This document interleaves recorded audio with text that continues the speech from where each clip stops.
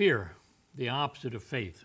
When we try to understand faith, we ought to understand that the enemy of that is fear.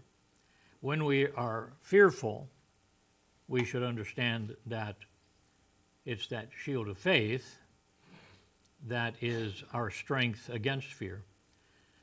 So, tell you a story. One day, Jairus, a ruler of the synagogue, came to Jesus and asked him to heal his 12-year-old daughter who lay dying.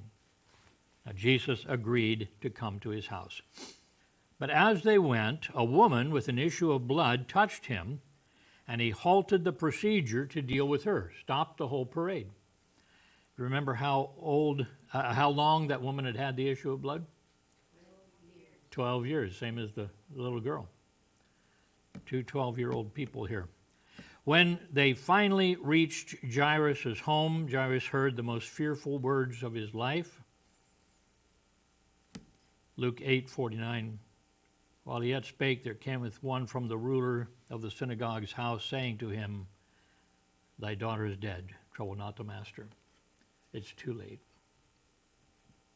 Just by that much.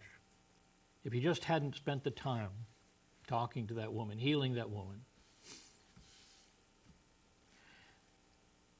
Jesus directly confronted his fear and urged him to replace it with faith.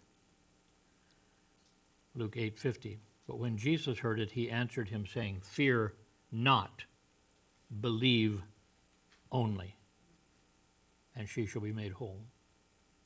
I don't know if you've ever faced that, where you've heard the news and it's fearful, and you confront that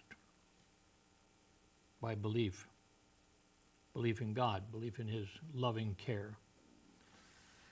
So let us make this our watchword in these times, where if you are listening to the right kind of news, you're getting scared every night. It's just terrible things are happening. Fear not, believe only. We'll stitch that on a pillow or something. When the disciples feared death in the terrible storm on the Sea of Galilee, Jesus identified them as having little faith. And he said unto them, Why are ye fearful, O ye of little faith? Then he arose and rebuked the winds and the sea, and there was a great calm. He just says, Stop that. And it just smoothed out. Waves with all that kinetic energy just went down like that. Amazing. Remember Peter's fear when he walked on the water? But when he saw the wind boisterous, he was afraid, and beginning to sink, he cried, saying, Lord, save me.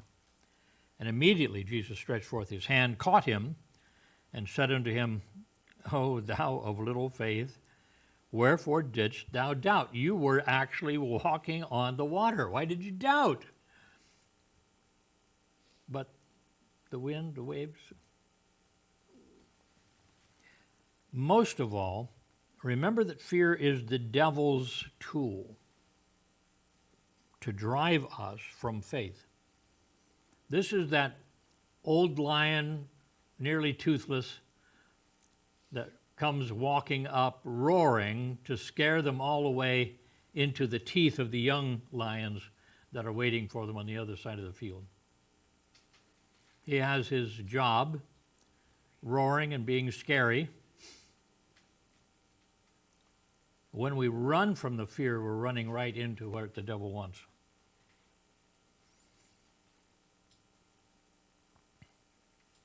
When John received his revelation of the last times, God listed the sins that characterize those who receive the eternal lake of fire. First one, Revelation 21:8, but the fearful. They were too afraid to leave their way of life, too afraid to be one of those believers, too afraid to be churchgoers, you see. But the fearful and unbelieving and abominable, murderers, whoremongers, sorcerers, idolaters, all liars, shall have their part in the lake which burneth with fire and brimstone, which is the second death. And so look around, and while the world is wallowing in the fear of death and trusting in the works of man to prevent it, let us turn our eyes upon Jesus, who has defeated the horrible master of death. Hebrews 2:14 and 15. For as much then as the children are partakers of flesh and blood, he also himself likewise took part of the same. Christ became one of us, that through death he might destroy him that had the power of death, that is, the devil,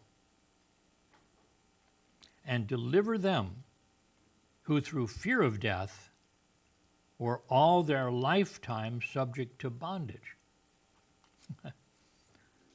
Fear is a kind of bondage, ties you up, keeps you from being free to accomplish everything that God has for you. So, fear is the opposite of faith. We'll take courage from that, right? We'll be faithful.